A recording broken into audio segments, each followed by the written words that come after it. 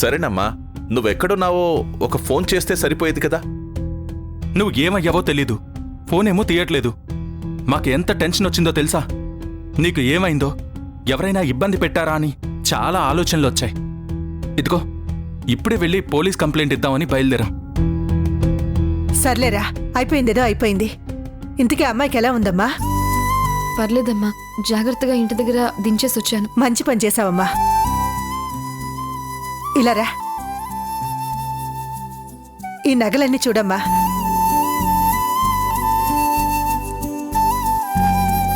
పెళ్లి కోసం తీసుకున్నవి చూడు. ఇది మీ మావయ్య గారికి చాలా నచ్చింది. ఇది చూడు ఎలా ఉందో, ఎంత బాగుందో.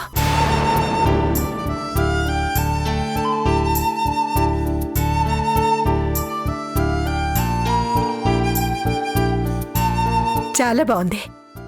ఏమండి, బాగుంది కదా? అవును.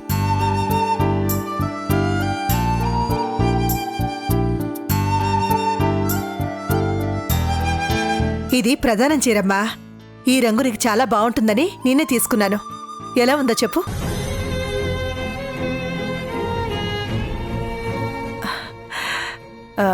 ముఖ్యమైంది తాళిబొట్టు. ఎలా ఉందో చూడు.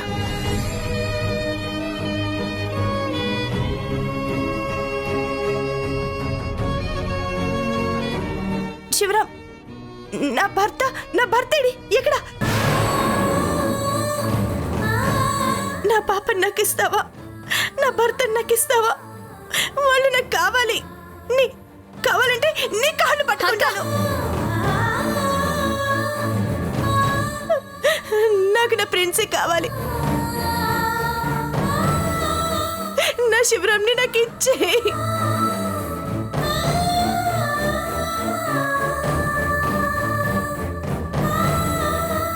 అమ్మగారి తరపు నుంచి, అత్తగారి తరపు నుంచి 2 తాళిబొట్లు తీసుకురావాలి. కానీ మీ అమ్మగారి కష్టం ఎందుకని 2 మేమే తెచ్చాం. ఎలా ఉన్నాయో చెప్పమ్మా.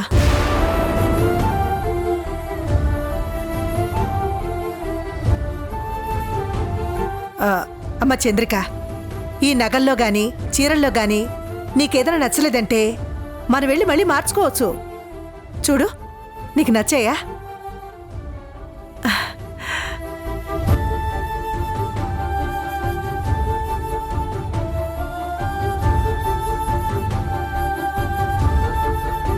బాగుందా?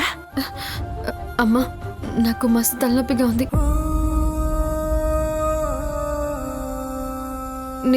నేను తర్వాత చూస్తాను. నేను పోయి పడుకుంటానమ్మా. అమ్మ చంద్రిక, భోంచేసి పడుకోమ్మా. ఇప్పుడు నాకేమొద్దు, నేను పోయి పడుకుంటా.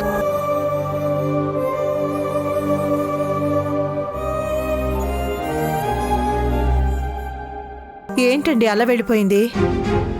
తలనొప్పిగా ఉందని చెప్తోంది కదా. అయినా వచ్చి రాగానే నువ్వు ఇవన్నీ చూపించాలా? తర్వాత చూపించొచ్చు కదా. తనకు తలనొప్పిగా ఉంటుందని నేనేమైనా ఊహించానా అండి? ఏదో ఇష్టపడి తెచ్చాను కదా. తను చూసి బాగుంది అంటే నాకదే సంతోషం. కానీ ఇలా అవుతుందనుకోలేదు. అమ్మా, చంద్రిక పైకి అలా కనిపిస్తుందే కానీ తను చాలా సెన్సిటివ్ మనిషి. వాళ్ళ అక్క ఎవరో కనిపించింది అంటుంది కదా, అక్కడే ఏదో జరుగుంటుంది. హాస్పిటల్లో కూడా చేర్పించింది. బాగా టైర్డ్ అయి ఉంటుంది. ఆ హాస్పిటల్ వాతావరణం అంతా పడక తలనొప్పి వచ్చుంటుంది. అందుకే అలా వెళ్ళిపోయింది. రేపు ఉదయం చూస్తుందిలే అమ్మా. ఏంటో, నేనొకటనుకుంటే ఇక్కడ ఇంకోటి జరుగుతుంది. ఏమీ కావటం లేదు. నీకు వయసు పెరిగే కొద్దీ చాదస్తం బాగా ఎక్కువైంది.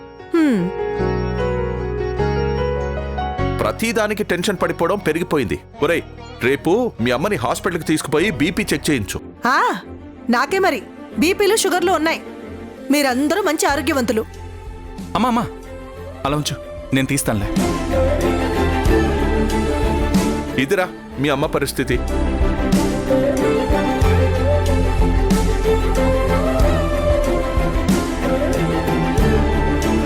బాబాయ్, నా ఆశ నెరవేరబోతుంది. నేననుకుంది అనుకున్నట్టే జరగబోతుంది. భానుమతి గారే స్వయంగా వచ్చి పెళ్లికి ఒప్పుకున్నారు. నాకు ఇంతకంటే ఇంకేం కావాలి? నాకు నిన్న మొన్నటిదాకా ఎక్కడో చిన్న భయం ఉండేది. ఆ భానుమతి గారు పెళ్లికి ఒప్పుకుంటారో లేదోనని చాలా టెన్షన్గా ఉండేది. నా కూతురు ఆ ఇంటికి కోడలిగా వెళ్ళాలి. అందుకే ఆవిడతో నేను గొడవ పడలేను. కానీ ఎలా ఒప్పించాలా అని చాలా చాలా టెన్షన్ పడ్డాను. ఆ దేవుడు నా సమస్యని చాలా ఈజీగా తీసేశాడు బాబాయ్. పోనీలే అమ్మా, నువ్వు చేసిన మంచి పనులు ఎక్కడికి పోతాయి? మనం చేసుకున్న మంచి మన పిల్లలకి మంచి చేస్తుంది అంటారు. అది ఇదేనేమో.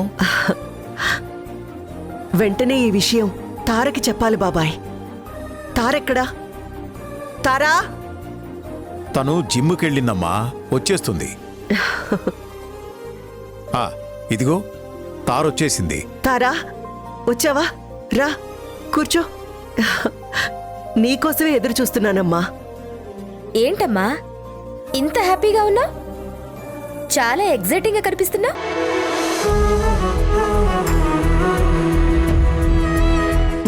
అవును తారా, నిజంగా చాలా హ్యాపీగా ఉన్నాను. నా లైఫ్లో ఎప్పుడూ ఇంత ఆనందాన్ని చూడలేదంటే నమ్ముతావా? ఇంతకీ నీకంత ఆనందాన్నిచ్చిన విషయం ఏంటమ్మా? భానుమతి గారు భరత్ మన ఇంటికొచ్చారమ్మా. ఎందుకొచ్చారమ్మా? ఎందుకేంటి, నిన్ను వాళ్ళింటికి కోడల్ని చేసుకుంటున్నావని చెప్పిపోవడానికి వచ్చారు.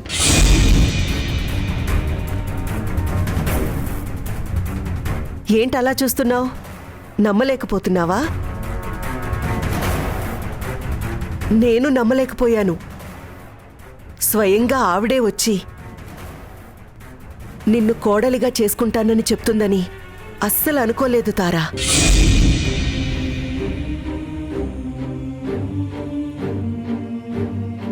ఎక్కడో చిన్న భయం ఉండేది. ఒక క్రిమినల్ కూతుర్ని కోడలిగా ఒప్పుకుంటుందా అనుకున్నాను. కానీ ఒప్పుకుంది. ఆవిడే వచ్చింది. మనల్ని వెతుక్కుంటూ మనింటికొచ్చింది. ఆవిడే సంబంధం ఖాయం చేసుకుని వెళ్ళింది. చాలు తారా, ఇక నాకు జీవితంలో ఏ ఆశలు కోరికలు లేవు. నీ జీవితాన్ని చక్కదిద్దితే తల్లిగా నేను సక్సెస్ అయినట్టే తారా. అమ్మా, నీ ఆనందాన్ని చూసి నేను నవ్వాలో బాధపడాలో తెలియటం లేదు. అసలు నేను వద్దు తారా, ఇంకేం చెప్పొద్దు. నువ్వేం చెప్పినా నేను వినను, వినలేను కూడా.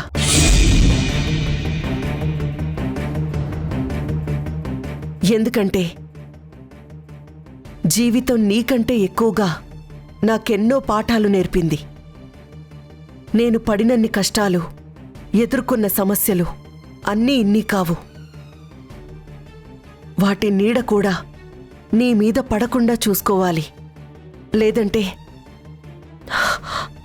తల్లిగా నేను ఓడిపోయినట్టే తారా.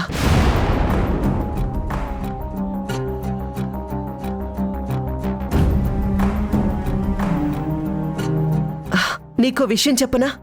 ఆ భానుమతి గారు మన ఇంటికొచ్చి పక్కనే కొడుకుని పెట్టుకొని తనని ఒక్క మాటైనా అడగకుండా మనతో పెళ్లి సంబంధం ఖాయం చేసుకుంది.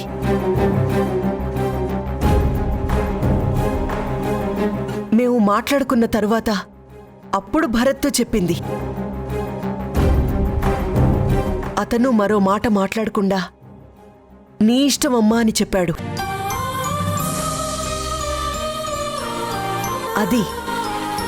అది తల్లి బిడ్డల అనుబంధం. ఆ కొడుకు మీద ఆ తల్లికి ఎంత నమ్మకమో చూడు. ఆ తల్లి మీద ఆ కొడుక్కి ఎంత గౌరవమో చూడు.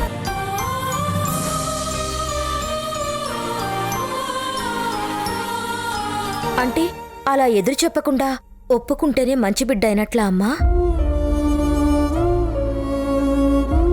మన మనసు చెప్పిన దానికంటే అమ్మ ఇచ్చిన మాటకే విలువిస్తేనే బిడ్డకి విలువున్నట్లా? ఇది విలువల గురించి తీసుకున్న నిర్ణయం కాదమ్మా, పిల్లల భవిష్యత్తు గురించి పెద్దలు తీసుకున్న నిర్ణయం.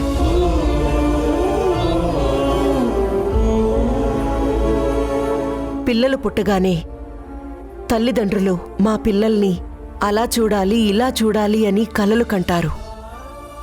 వాళ్ల భవిష్యత్తుకి పునాదులు వేసి మొదటి రోజు నుంచి కష్టపడటం మొదలు పెడతారు.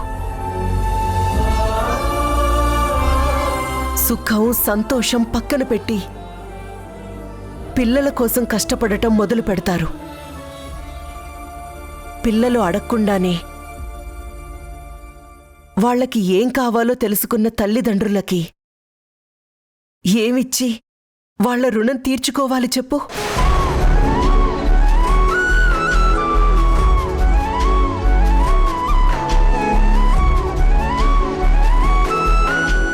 ఇదిగో ఇలా తల్లిదండ్రుల మాటకి విలువనిస్తే చాలు. భరత్ తన తల్లి రుణం తీర్చుకున్నాడమ్మా. మరి నువ్వు కూడా ఈ కన్న తల్లి రుణం తీర్చుకుంటావు కదా? అది కాదమ్మా, నేను ఇంక నువ్వేమీ మాట్లాడుకుతారా?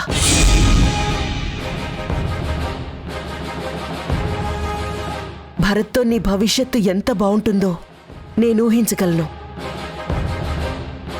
ఎందుకంటే తల్లి మాటకు విలువనిచ్చి అమ్మ మీద ఎంత ప్రేముందో భరత్ నిరూపించుకున్నాడు. అమ్మని ప్రేమించేవాడు తప్పకుండా భార్యని కూడా ప్రేమిస్తాడు.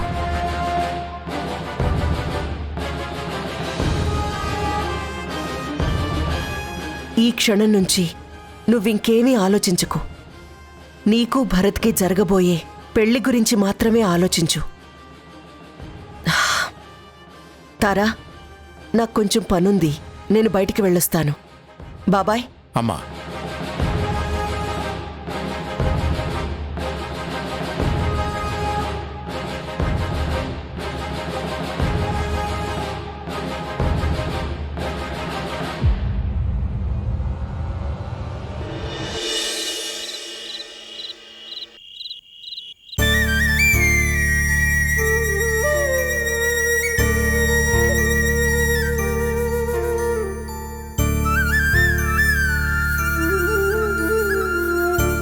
నా కూతురుని తీసుకొని పోతుంది. నేను పట్టుకుంటే నా కూతురు ఉంటుంది. నా ప్రిన్స్, నా భర్త శివరాం కావాలి.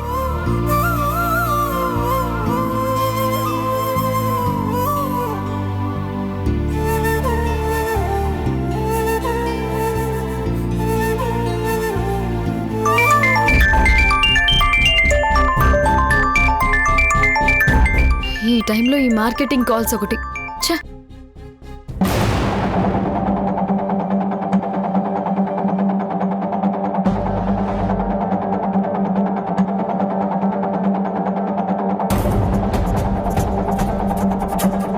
ఇప్పుడేం చేయాలి?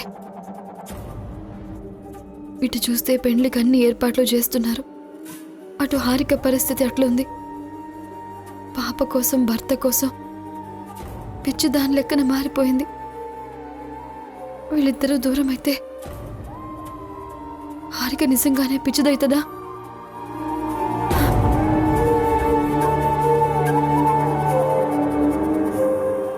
అంటే హారిక కష్టానికి నేనే కారణమవుతున్నానా?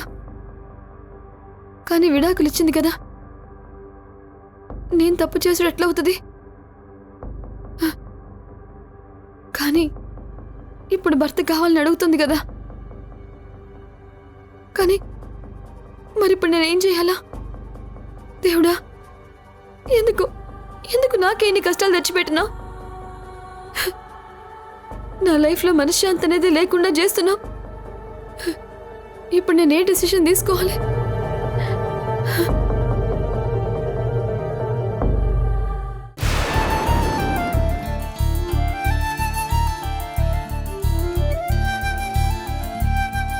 నిన్ను వాళ్ళింటికి కోడల్ని చేసుకుంటున్నావని చెప్పిపోవడానికొచ్చారు.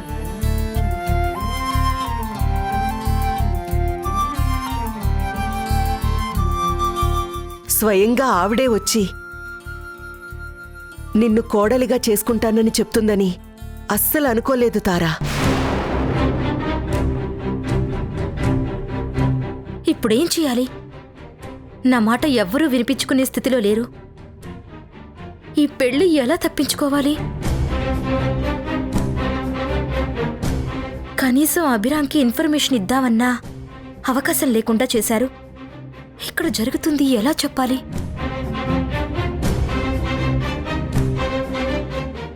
ఇంతకీ ఈ నంబర్ ఎవరిది? మా వదిన చంద్రికది. Yes,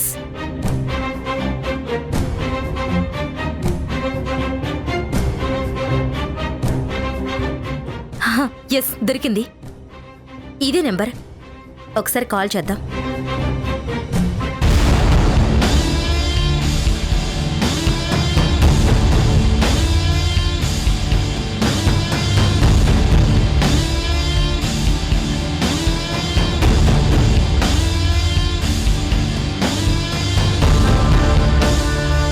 The MTN number you are trying to call is currently switched off. అయ్యో, ఇదేంటి? ఫోన్ స్విచ్ ఆఫ్ అని వస్తుంది. ఇప్పుడేం చేయాలి? మళ్ళీ ట్రై చేద్దాం.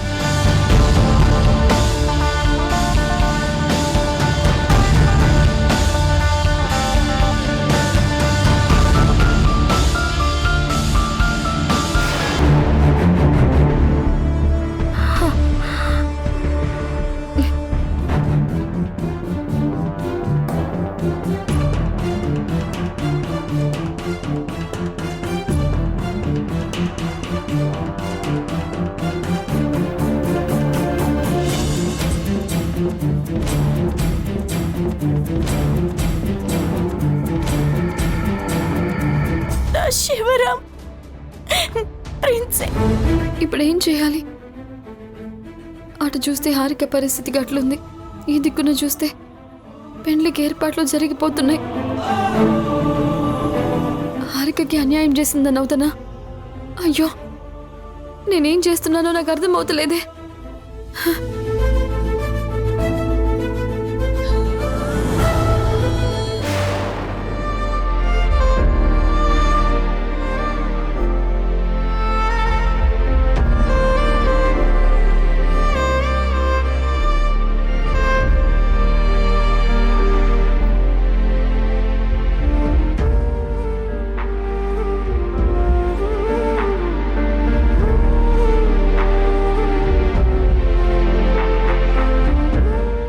ఏంటి ఈరోజు తార జ్ఞాపకాలు ఇలా వెంటాడుతున్నాయి?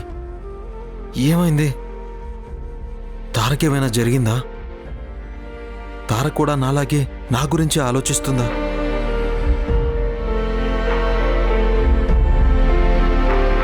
ఏంట్రా అభి, నిద్రపోకుండా ఇక్కడ తిరుగుతున్నావేంటి? నిద్ర రావట్లేదన్నయ్య. ఏమైందిరా?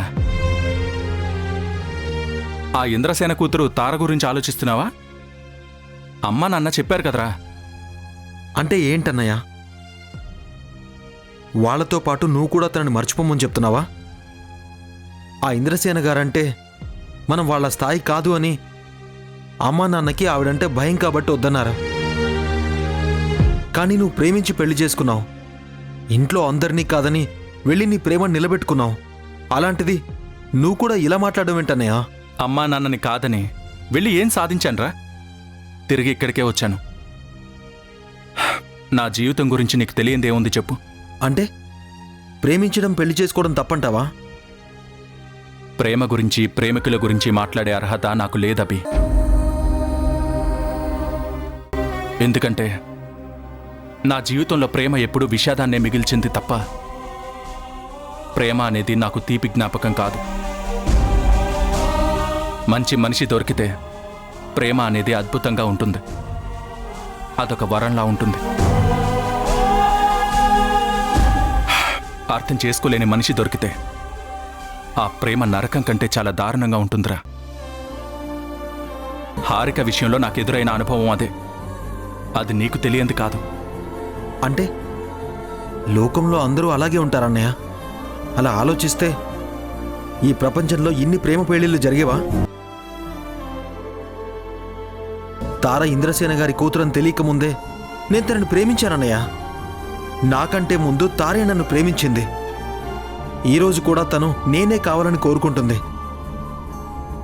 మా ప్రేమ నువ్వనుకున్నంత బలహీనం కాదన్నయ్య. అలా అయితే మంచిదే కదరా. కానీ మనం ఉన్న పరిస్థితికి ఆ ఇంద్రసేన గారితో వియ్యమంటే అదంత ఈజీ కాదనిపిస్తుంది.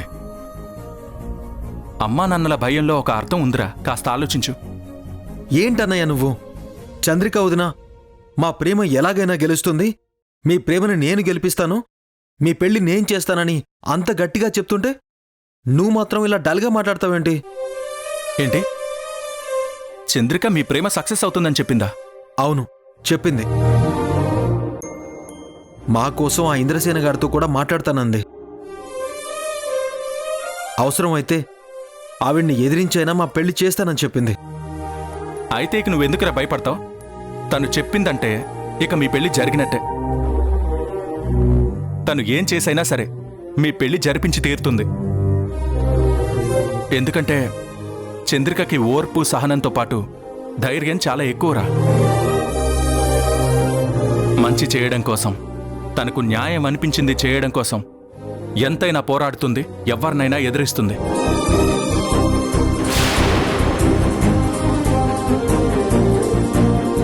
ఏమండి? చంద్రిక, తలనొప్పి తగ్గిందా? తగ్గిందండి. రా కూర్చో. పర్లేదు. ఏంటి డల్గా ఉన్నావు? ఏదైనా ప్రాబ్లమా? మిమ్మల్ని ఒకటి అడగాలి. అడుగు చంద్రిక.